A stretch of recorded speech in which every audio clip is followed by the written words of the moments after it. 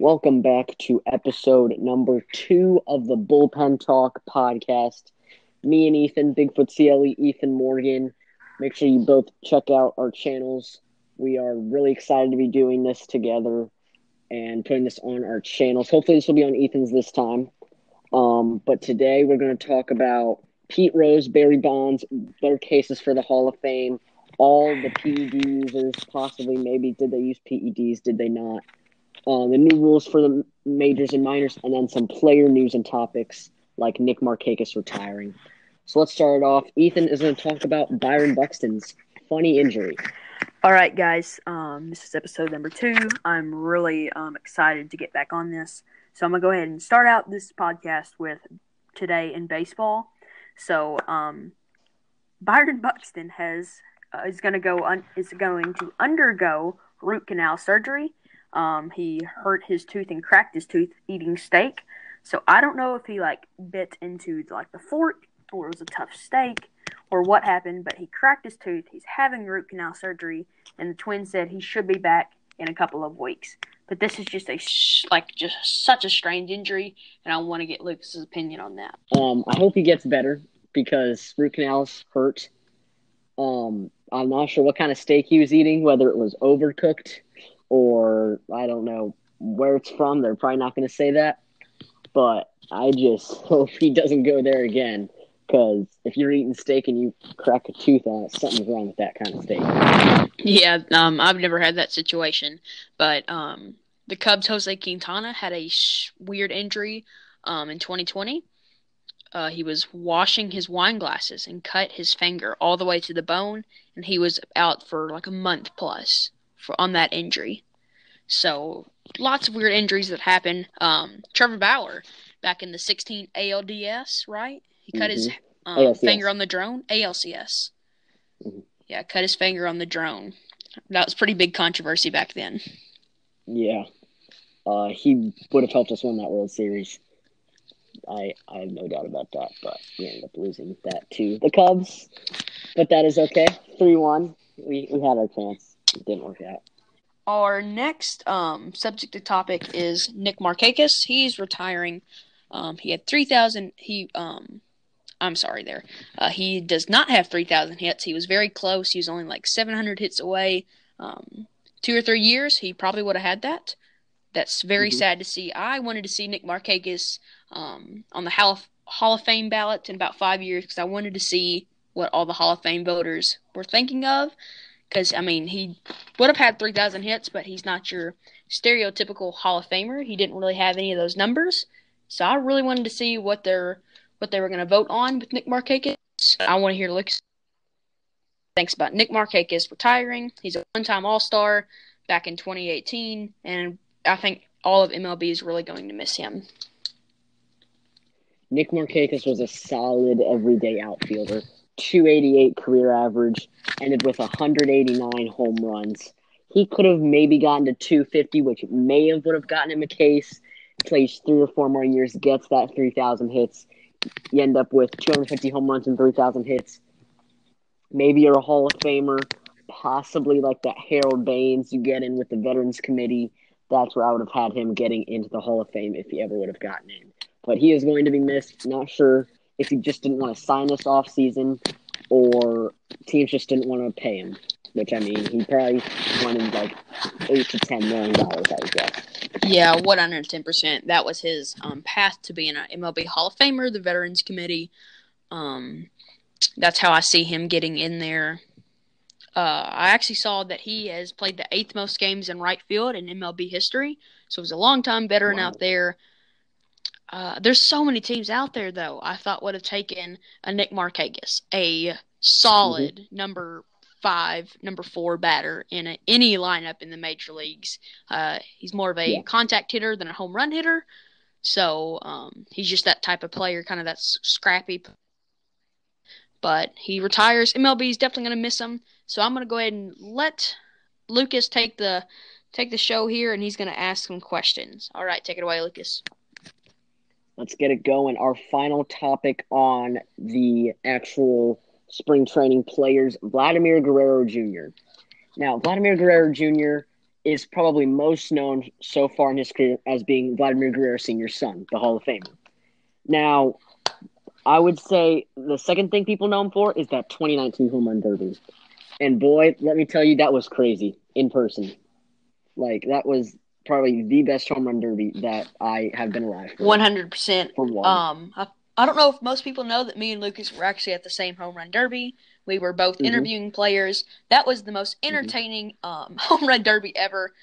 My boy Pete Alonso, it's also Lucas is one of his favorite players, I know, but Pete Alonso ended up winning that. Vladder and Jock Peterson battled out for like 3 or 4 rounds, multiple overtimes. I was actually on the field for that overtime when they just kept going back and forth. Yeah, he was actually snagging foul balls on the field, which was awesome, which I am actually going to be doing this year too, which is pretty cool. Yeah, 2021. So we'll see how that goes. I hope Vladdy comes back for another one. I hope he does. Hope he has another great show. I hope he comes back this year. But I mean, really, his batting average in the past 2 seasons, it hasn't been like low 200. It's been he hit 272 in 2019 in 123 games. I forgot he played all 60 games in the 2020 season. Yeah, he got 260 something in 2020. Batted 262. Yeah.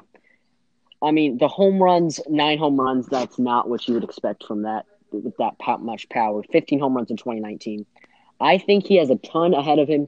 He lost a ton of pounds this offseason. So I'm looking forward to that whole Blue Jays team. They got George Springer, got some pitching too.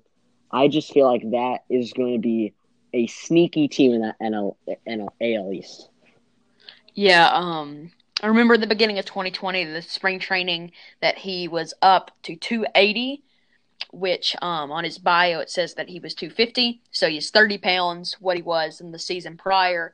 I remember that he apologized to his teammates, and when the season was shut down a little bit, he worked really hard on that. He worked hard in the offseason this year, and I don't know what his weight is currently, but he is definitely slimmed down. You can tell, like, the photos. So I hope to see Vladdy Jr. become Vladdy Daddy. I expect Vladimir Guerrero Jr. to hit 30-plus home runs each year, up in the hundreds in RBIs, batting average at a decent rate, 260, 270. But I can't wait to see what Vladimir Guerrero Jr. does this year. Big things coming in Toronto. They got a great team up there. Just signed George Springer, Marcus Semien. Just be excited up there. Toronto's gonna have a good year. And they're not like a small market team because they are the only team in Canada. So I would say they got some money rolling around that if he becomes good, that he could probably get paid. Like, probably not Tatis money, but he can get paid a lot if he becomes good up there. I have not released my playoff predictions. I don't think Lucas has either. Maybe he has. I have not, no. But I would not be surprised if Toronto gets a wild card spot. They will have to have a phenomenal season. Breakout seasons from Bichette, Biggio, Vladdy, Hyun-Jin Ryu has to have a huge season. Springer and Semien. But if all of these top-notch players have a great season, have a good season, have a breakout season, do not be surprised if you see the Toronto Blue Jays back in the playoffs for 2 years in a row. One signing that they made that, in my opinion, really got no attention is Kirby Yates. He is a really good closer. He was with the Padres. They didn't need him anymore because they traded for like every other pitcher in the Major League Baseball. But Kirby Yates, underrated closer, who's going to be a stud this year. 100%. I actually didn't know. I feel ashamed that I did not know that Kirby Yates was a Blue Jay. I feel like I should have known that. I probably just forgot. There's so many free agent signings, but Kirby Yates, a great player for San Diego. Definitely going to help that bullpen. Okay, so now on to our main topic of the video. Pete Rose and Barry Bonds and Sammy Sosa, Mark McGwire, Roger Clemens, Curt Schilling, all their Hall of Fame cases. And why or why not, they should be in the Hall of Fame. Now, in my opinion, Pete Rose is up there. Pete Rose gambled, he lied, he denied it, and then they found out that he did do it. I feel like he's up in the air for me. all-time hit leader for the major leagues. Pete Rose, I just feel like, is up in the air for me. What about you? So I am one of the biggest Pete Rose advocators there is out there. I've watched every interview of him. I read his book.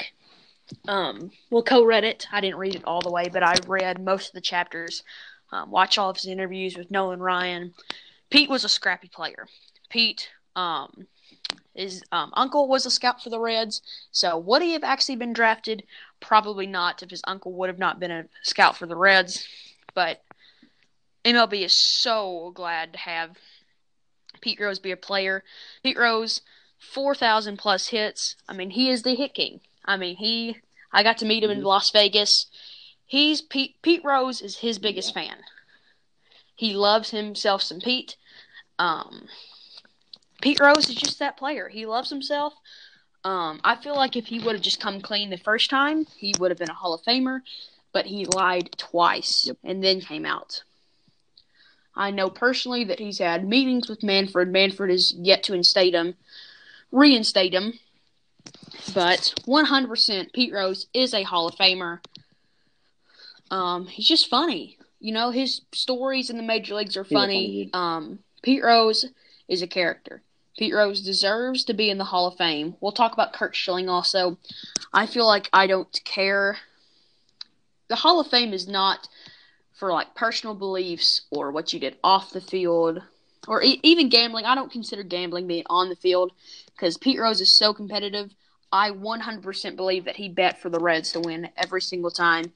His interviews, when I met him, he's just a competitive person. There's no way, 100%, there's no way he would have betted for the Reds to lose the game or purposely lose the game. Pete Rose is too much of a competitor to do that.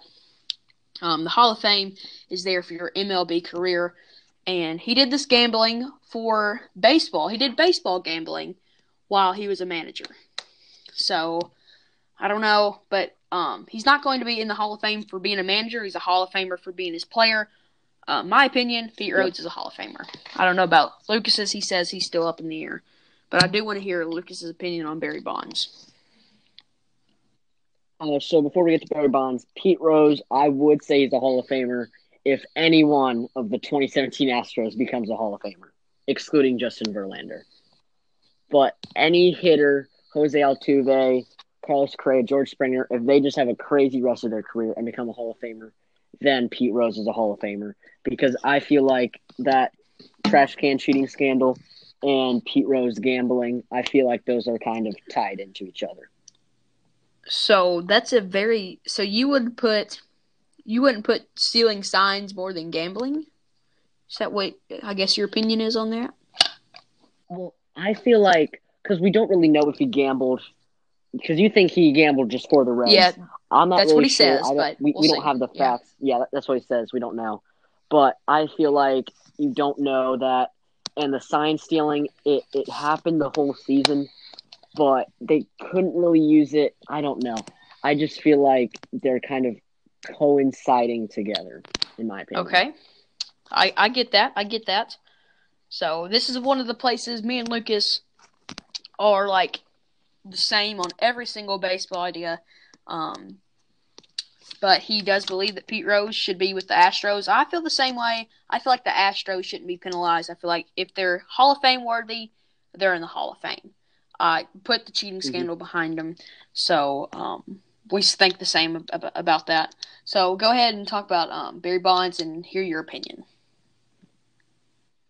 Barry Bonds is a Hall of Famer. We talked about this kind of in episode 1 leading up to this episode, how Bud Selig couldn't do anything about it. Even if he wanted to stop all the PED using, he couldn't. It was part of the game. It was helping TV statistics amazingly. Sammy Sosa, Mark McGwire race in 1998. It just led MLB to get back on that map for big sports in America. Barry Bonds, I think, should be a Hall of Famer because you can't have 762 home runs, he batted 298 his whole career and not be a Hall of Famer. Barry Bonds is one of the greatest players of all time, in my opinion. No doubt for that. 100% Barry Bonds is the Hall of Famer. The strike happened in 81. Baseball went from number 1 or number 2 to 0. baseball had lost so much popularity, and what really brought baseball back was Sammy Sosa, Mark McGwire, Barry Bonds. Those three together, the home run races, the 72 home runs for Barry Bonds, that's just incredible. Barry Bonds is a Hall of Famer. He single-handedly brought baseball back with Sammy Sosa and Mark McGwire. We wouldn't be at the state that we are today without Barry Bonds. Rachel Luba and Momentum and Trevor Bauer is huge on Barry Bonds being a Hall of Famer. I know Barry Bonds' personal attitude was one of the worst team players. He really just a jerk, but once again, the Hall of Fame is not your attitude. It is what you did as a baseball player. So 100% Barry Bonds, Hall of Famer. I agree. On to Sammy Sosa and Mark McGwire. I feel like they definitely, Mark McGwire admitted it. I'm not sure if Sammy Sosa ever did. Did he, in your knowledge? Sosa has not, I don't believe. Okay. So I like Mark McGwire and Sammy Sosa. The one problem I have with their whole careers, I don't care about the PEDs, is that batting average, I feel like for both of them, is just a bit too low for me. I get Mark McGwire hit 583 home runs and Sammy Sosa hit 609. But I feel like Mark McGwire ended up with a 263 career batting average. I feel like maybe 270 I'll give it to him. Sammy Sosa, he's 273. I feel like he's right there, maybe a bit better than Mark McGwire. 100%. Lucas knows that I'm a National League traditionalist. I'm 100% pro keep the rules the same. On some rules, on most rules, keep the rules the same. But I'm a huge sucker for batting average and wins and losses. They're traditional stats. So that's one of the things that really holds me back on McGwire and Sosa. Sosa actually hit more home runs, more RBIs, and more games than McGwire, and a better batting average. But McGwire's just got – Sosa also has the MVP, but McGwire's just got so many more Silver Sluggers and All-Star games. Yeah. You know, they're both Hall of Famers. They help baseball get back. You're Hall of Famers. You should be in the Hall of Fame. There's members in the Hall of Fame that me and Lucas both know. We probably are not going to say it on here because we probably will. Probably not good for YouTube. But there's players in the Hall of Fame that their personal things and the scandals and different stuff, they're in the Hall of Fame. But 100%, Sammy Sosa and Mark McGwire shouldn't be penalized. Part of the game, as Lucas said. Without steroids, baseball wouldn't be here. Would not be here, or as near the popularity as it is now. I mean, it's struggling in popularity, but it would be even more struggling if Sosa and McGwire and Bonds were not there. So yes, 100%, all three of them are Hall of Famers. We should talk about this in another episode, but part of, I think, damaging the game is that dead-end ball. We probably shouldn't talk about much of that right now. We'd save that for another episode, but deadening the ball, I think, may lose interest in the game because it may cause less home runs, which is the best part of baseball.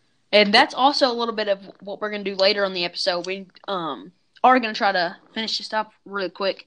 At the end of the episode, the new rules, we're going to get into how that is going to affect the game and maybe get popularity back up with these new rules. And one last person on the Hall of Fame is Curt Schilling. I want to hear your opinion on Schilling. I like Curt Schilling. 216 wins, 146 losses, 3.46 ERA, 6-time All-Star, won a World Series MVP, and a 3-time World Series champion. I love Curt Schilling. Him did you see what him and Jose Canseco? Yes, you sent me that text message. Yes, yeah, I did. He told Canseco your career was a disgrace to the game. Yeah. Yeah, I thought that was funny. Curt Schilling is like a Trevor Bauer to me. He's an old Trevor Bauer. Yep. Yeah, he's an old Trevor Bauer. Part of the game, he's in the Hall of Fame for me, no question. 100%, he's a Hall of Famer. I don't care what he said off the field, whatever. He's been out of the game for 20-something years, but he's 110% a Hall of Famer. Put him in the Hall of Fame. Yeah. That's just some things I have problems with. I don't want to name any like different players of what they have done. But I just see allegations coming out against different people who are on the ballot right now. And I'm like, yes, I get that they may have done that, but that was after their career, and they can't be penalized for doing something after their career when they had this great major league career that they had. Yes, 100%. You're judging the person on their career, not their personal beliefs, not what they did after the field, not what their personality was. It's their career. Their career is going into the Hall of Fame, not the personality is going to the Hall of Fame. Yeah, totally agree. So we're going to go ahead and we got one last segment here. Some of the new rule changes. Let me get my paper here. So some of the new rule changes that they are going to put in for the minor leagues this year. I'm going to list them off, and we're going to go into detail about them. Larger bases, the shift restrictions. All cleats must be on the infield, so no second baseman being in the outfield. So you can still have all your players on one side of the infield, but all cleats must be in the infield. Automatic ball and strike zones, and 15-second pitch clocks. So they have 15 seconds to pitch the ball, and pitchers must step off the rubber to do a pickoff. So, Lucas, I want to go ahead and hear what one of your favorites that you like and one of your favorites that you don't like. My favorite out of all of these is no shifts. The shift stinks. Like, it is terrible for all of baseball. It gets rid of basic hits that, say, a lefty who gets shifted. We'll say David Ortiz. He got shifted at the end of his career. He's hitting a ground ball. Normally, that's a base hit through the second and first baseman. But now, you have the second baseman right where he hit the ball, where that second baseman should not be, and it misses a hit for David Ortiz. So I just feel like the shift is bad for baseball, and they're going to try it in Double-A, and I really hope that it goes farther than just Double-A. Yeah, 100%. That is actually my favorite of them all. Lucas knows I'm a traditionalist on rules, but this is one of the rules that I absolutely hate.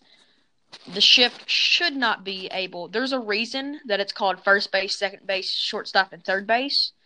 Like, when you're learning baseball, that's the reason they call those positions. That's why shortstop is not in the outfield. Shortstop is where shortstop is, between second and third.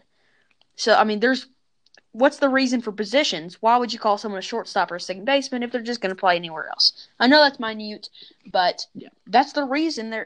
You're not supposed to go – I mean, you can go – like if the batter is going to go hit normally to the left side of the field, you're going to go ahead and position yourself to the left side of your position, but not in the outfield left side. You know what I mean? But this takes away hits. This takes away balls in play. This is the thing when people say baseball is boring. My friends at school, basketball and football is the thing. I play football. I like football. But in basketball, in both of these sports that lack baseball, there's constant action. There's always action. There's something on the field.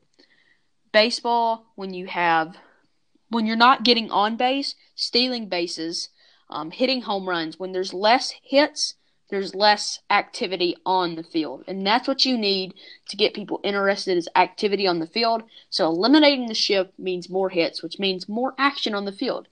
And that's another thing that I really like is them making the bases bigger, which will help stolen bases tremendously, which also produces more action on the field, which is what MLB is needing so badly right now, is action on the field. Mm-hmm.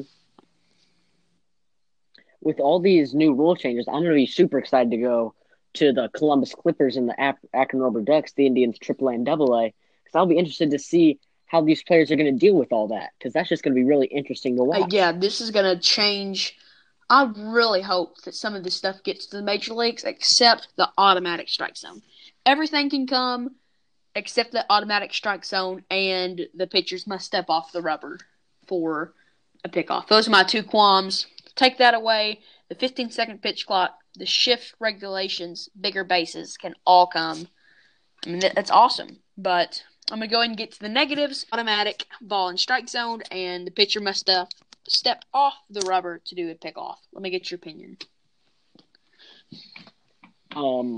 I hate the step off to attempt to pick off because when I used to play baseball, I would when I had a guy on third, I would love to just get my set going, and then I would lift my right leg up and I would throw to third base.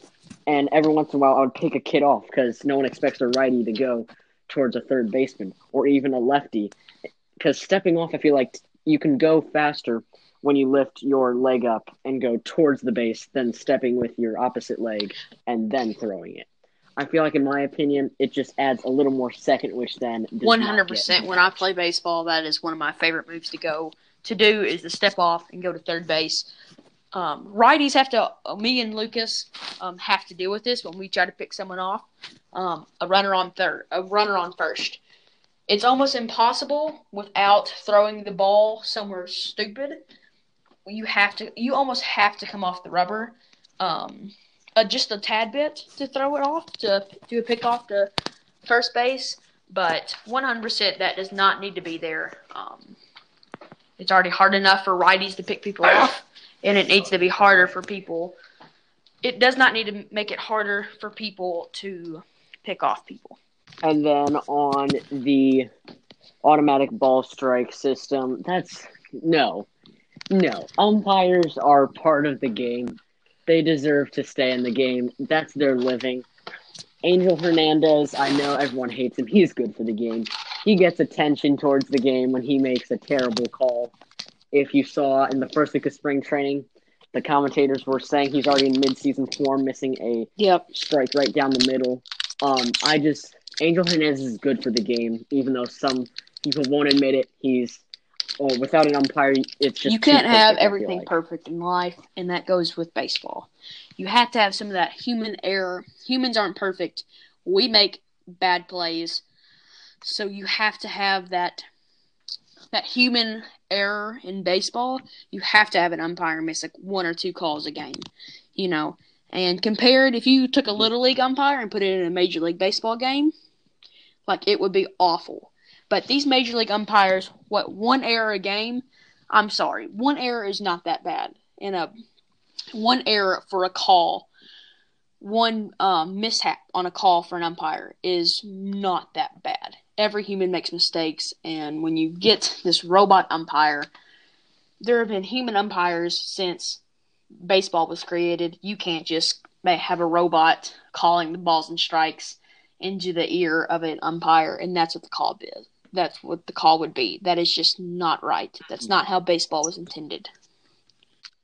So I think that is all we have for this episode. Yes, that is all we have for the episode.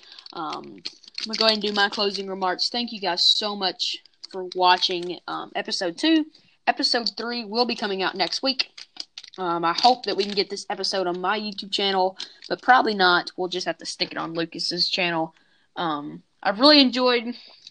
We will try, though. Yes, we will. Try. I've really enjoyed doing these.